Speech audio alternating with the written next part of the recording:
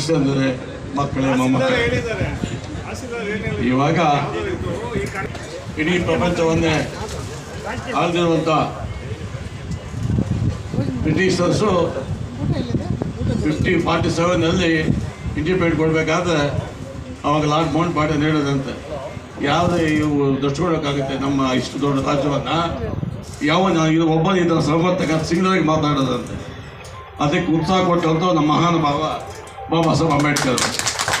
ಇಡೀ ಇವತ್ತು ಪ್ರಪಂಚದಲ್ಲೇ ಸುಮಾರು ರಾಜ್ಯಗಳಿಗೆ ಜೈಲಿಗೆ ಹೋಗಿ ಇವು ಸಲಹೆ ಕೊಟ್ಟು ಅವಾಗ ಯಾವಾಗ ಮಾತಾಡೋ ಬ್ರಿಟಿಷರ್ಸ್ ಬಗ್ಗೆ ಅದಕ್ಕೆ ಉತ್ಸಾಹ ಕೊಟ್ಟಂಥ ಮಹಾನುಭಾವ ಇವತ್ತು ನಾವು ಈ ಮಟ್ಟಕ್ಕೆ ಬರಬೇಕಾದ್ರೆ credit goes to the gentleman. ಪ್ರಪಂಚದಲ್ಲೇನೆ ಅತಿ ದೊಡ್ಡ ಪ್ರಜಾಪ್ರಭುತ್ವ ರಾಜ್ಯಕ್ಕೆ ಸತತವಾಗಿ ಎಲ್ಲ ದೇಶಗಳ ಸುತ್ತಿ ಇವತ್ತು ನೋಡಿ, ಇವತ್ತು ನಮ್ಮ ಹೆಣ್ಮಕ್ಳಿಗೆ ವೋಟಿಂಗ್ ಕೊಡಬೇಕಾದ್ರೆ ಆ ಘನತೆ ನಮ್ಮ ಬಾಬಾ ಸಾಹೇಬ್ ಅಂಬೇಡ್ಕರ್ ಹೋಗುತ್ತೆ. ಇವತ್ತು ಎಲ್ಲ ಮಾತಾಡ್ಬೋದು, ಎಲ್ಲ ಸಮನಾಗಿ ಮಾತಾಡೋದಲ್ಲ, ರಾಜ್ಯಾಂಗದಲ್ಲೇ ತೋರಿಸಿರುವಂಥ ಏನೇನು ಮಾಡಬೇಕು ಏನು ಊಹಾಪೋಹ ನಡೀತಾ ಇದೆ, ಅದಕ್ಕೆಲ್ಲ ಆಸ್ಪದ ಕೊಡೋಕೆ ಹೋಗಬಾರ್ದು. ಅದು ಮುಂದಿನ ಮಾತಾಡ್ತೀನಿ. ಇವತ್ತೇನು ಮಾತಾಡಬೇಕಾದ್ರೆ ಓನ್ಲಿ ಬಾಬಾ ಸಾಹೇಬ್ ಅಂಬೇಡ್ಕರ್ ಬಗ್ಗೆ ಮಾತಾಡಬೇಕು. ಯಾಕಪ್ಪ ಅಂದರೆ ಇವತ್ತು ಇಲ್ಲಿ ನೀವೆಲ್ಲ ಕೂತ್ಕೋಬೇಕಾದ್ರೆ ಇಲ್ಲಿ ಅವ್ನು ಲಾರ್ಡ್ ಫರ್ಡಿನೆಂಡ್ ಆಗ್ಬೋದು, ನಮ್ಮ ಮೇಲೆ ಕೆಲಸ ಮಾಡೋಗ್ಬೋದು. ಒಂದೇ ಓಟು 39 ಓಟ್ ಆಗಿ ನಮ್ಮ ಮನೆ ಕೆಲಸ ಮಾಡೋದು 30-40 ಓಟ್ ಹಾಕಿದ್ರೆ ಅದಕ್ಕೆ ಒಂದೇ ಬೆಲೆ. ಅವನ ಕರೋಪತಿ ಆಗಲಿ ಭಿಕ್ಷಾಪತಿ ಆಗಲಿ ವೋಟಿಂಗ್ ಪವರ್ ಕೊಟ್ಟಂಥ ಮಹಾನ್ ಭಾವ ನಮ್ಮ ಬಾಬಾ ಸಾಹೇಬ್ ಅಂಬೇಡ್ಕರ್. ಇವತ್ತು ಸೂಕ್ತವಾದ ವ್ಯಕ್ತಿಯನ್ನು ಮೇಲಕ್ಕೆ ಹತ್ಸೋಕ್ಕೆ ಕೆಳಕ್ಕೆ ಬೀಳ್ಸೋಕ್ಕೆ ಈ ಪೆನ್ನಿಗೆ ಪವರು, ಈ ಬೆಳೆಗೆ ಪವರ್ ಕೊಟ್ಟಿರುವಂಥವರು ನಮ್ಮ ಅಂಬೇಡ್ಕರ್ ಅವರು. ಇದನ್ನು ಬಳಸ್ಕೊಂಡು ಉಳಿಸ್ಕೊಂಡು ಹೋಗಬೇಕು. ಯಾವ ಈ ರೀತಿ ಪ್ರಜಾಪ್ರಭುತ್ವ ಉಳಿಸೋಕ್ಕೆ ಅವ್ರು ಮಾಡಿರುವಂಥ ಶಕ್ತಿ ನೀವು ಕೊಟ್ಟಿದ್ದಾರೆ. ಅದಕ್ಕಾಗಿ ಯೋಚನೆ ಮಾಡಿ ತೂಕ ಮಾಡಿ ಓಟ್ ಹಾಕಬೇಕು, ಅವರಿಗೆ ಬೆಲೆ ಕೊಡಬೇಕು, ಅವ್ರು ಕೊಟ್ಟಿರುವಂಥ ಶಕ್ತಿ ನೀವು ತುಂಬಬೇಕು ಅಂತ ಹೇಳ್ಬಿಟ್ಟು ನನ್ನ ಅಲ್ಪ ನಿಲ್ಲಿಸ್ತಾ ಇದ್ದೀನಿ. ಜೈ ಭೀಮ್. ನಮ್ಮ ಒಂದು ಭಾರತ ರಾಷ್ಟ್ರಕ್ಕೆ ಒಂದು ಆಸ್ತಿಯಾಗಿರ್ತಕ್ಕಂಥ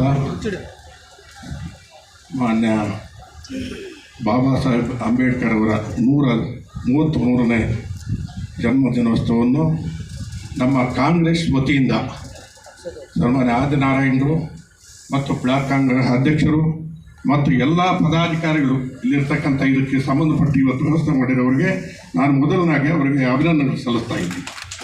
ಇದೇ ರೀತಿಯಾಗಿ ಇನ್ನು ಮುಂದೆ ನಮ್ಮ ಕಾಂಗ್ರೆಸ್ ಪಕ್ಷದ ವತಿಯಿಂದ ಪ್ರತಿ ವರ್ಷ ಕೂಡ ಯಾರಿಗೆ ಏನು ಬೇಕಾದ ಸಹಕಾರ ಎಲ್ಲರಿಗೂ ಕೊಡೋಣ, ಇದನ್ನು ಹೀಗೆ ಆಚರಣೆ ಮಾಡಬೇಕು ಅಂತೇಳಿ ಕೂಡ ನಾನು ಕಳಕಳಿಯಾಗಿ ಅವರು ಮನವಿ ಮಾಡ್ತಾ ಇದ್ದೀನಿ. ಇವತ್ತೊಂದು ದಿನ ಬಾಬಾ ಸಾಹೇಬ್ ಅಂಬೇಡ್ಕರ್ ನಾನು ಎಲ್ಲಿ ಹೋಗ್ಲಿ ಕೂಡ ಮಾತಾಡುವಾಗ ಹೇಳ್ತೀನಿ, ಒಬ್ಬರಿಗೆ ಆಸ್ತಿ ಅಲ್ಲ, ಎಲ್ಲ ಸಮಾಜದವ್ರಿಗೂ ಇವರು ಆಸ್ತಿ, ಎಲ್ಲ ಸಮಾಜದವ್ರಿಗೂ ಸುಖ ಅನುಭವಿಸಿದ್ದಾರೆ. ಇವತ್ತು ಏನು ಶೋಷಣ ಒಂದು ವ್ಯಕ್ತಿಗಳಿಂದ ನರಳಾಡಿರತಕ್ಕಂಥ ಎಲ್ಲ ಸಮಾಜದಲ್ಲಿ ಬಡವರು ಬಗ್ಗರು ಎಲ್ಲರೂ ಕೂಡ ಕೂಲಿನಾಲೆ ಮಾಡಿಕೊಂಡು ಎಷ್ಟೋ ದಿನ ಏನು ನೋಡಿದ್ರೆ ಇರ್ತಕ್ಕಂಥ ಮಹನೀಯರಿಗೆ ಕಣ್ಣುಗಳು ತೋರಿಸಿರ್ತಕ್ಕಂಥ ಒಂದು ಅಂಬೇಡ್ಕರ್ ಸಾಹೇಬರು ಅಂದರೆ ಇವರಿಂದಾನೇ ಆದರ್ಶ ಆಗಿರ್ತಕ್ಕಂಥ ಎಲ್ಲ ಸಮಾಜದವರು ಅವರೊಬ್ಬರೇ ಆಚರಣೆ ಮಾಡೋದು ಅರ್ಜನರದು ಮಹಾ ತಪ್ಪದು. ಎಲ್ಲರೂ ಕೂಡ ನಾವು ಮಾಡಬೇಕಾದ ಕರ್ತವ್ಯ ಇದೆ. ಭಾರತ ದೇಶಕ್ಕೆ ಒಂದು ಆಸ್ತಿ ಇದು. ಈ ಆಸ್ತಿಯನ್ನು ನಾವು ಇವತ್ತು ಹೀಗೆ ಮುಂದುವರಿಸ್ಕೊಂಡು ಹೋಗಬೇಕು ಅಂತೇಳಿ ನಾನು ಮನವಿ ಮಾಡ್ತಾ ಇದ್ದೀನಿ. ದಯವಿಟ್ಟು ಅವರು ಮಾಡಿದಂಥ ಆದರ್ಶಗಳು ಇನ್ನೂ ಬೇಕಾದಷ್ಟು ಮಾತಾಡೋರಿದ್ದಾರೆ.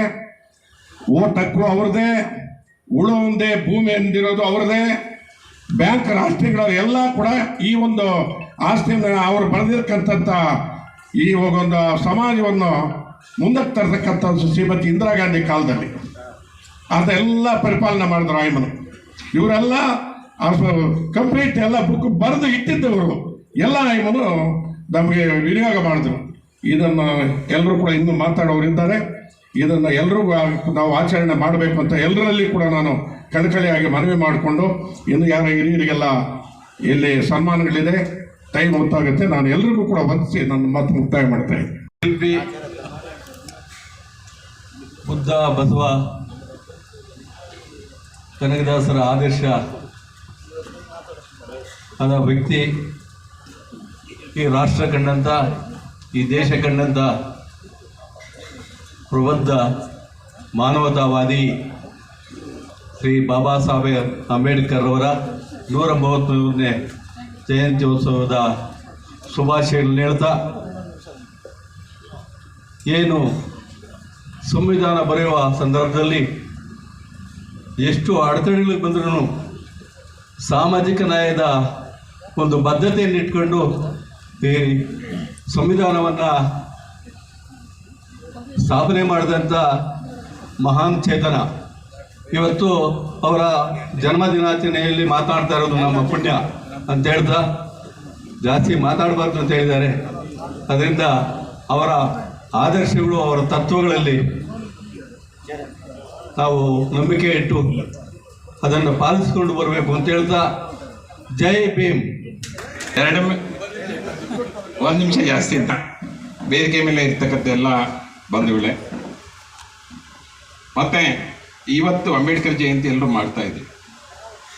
ಅಂಬೇಡ್ಕರ್ ಯಾವ ಉದ್ದೇಶಕ್ಕಾಗಿ ಈ ದೇಶದಲ್ಲಿರ್ತಕ್ಕಂಥ ಮನಧರ್ಮಶಾಸ್ತ್ರವನ್ನು ಬಿಸಾಕಿ ತನ್ನದೇ ಆದಂಥ ಸಮಗ್ರವಾಗಿ ಈ ದೇಶವನ್ನು ಹೆಂಗೆ ಕಟ್ಟಬೇಕು, ಹೆಂಗೆ ಬದುಕಬೇಕು, ಹೆಂಗೆ ಮುಂದುವರಿಬೇಕು ಅಂತಕ್ಕಂಥ ಮುನ್ನೋಟದಲ್ಲಿ ನಮ್ಮ ಕೈಗೆ ಏನು ಸಂವಿಧಾನವನ್ನು ಕೊಟ್ಟಿದ್ದರೋ, ಈಗ ಆ ಸಂವಿಧಾನಕ್ಕೆ ಗಂಡಾಂತರ ಬಂದಿದೆ.